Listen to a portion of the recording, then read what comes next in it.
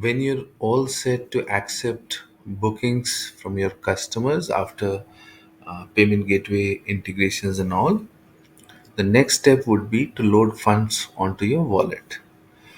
In order to load the funds onto your wallet, you need to log in into your admin and then navigate to add funds.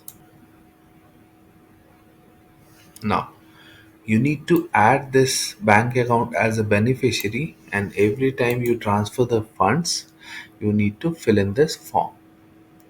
Once we receive the payment, we'll load it into your wallet and your wallet will get updated. So as of now, INR this much amount is in my wallet. This means I can issue the ticket or I can issue the voucher till I reach this amount.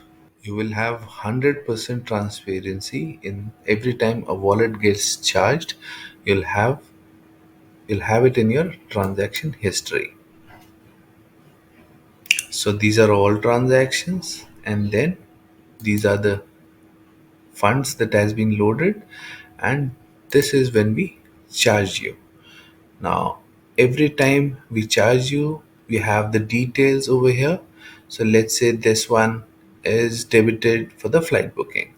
If we click on it, it should open a pop-up on the right, and this is the reason. I mean, this is the cost that was charged at the time of flight booking. This way, you'll be able to see all the transaction that has been made through your wallet.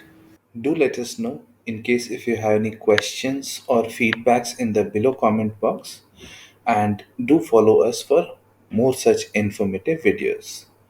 Thanks for watching.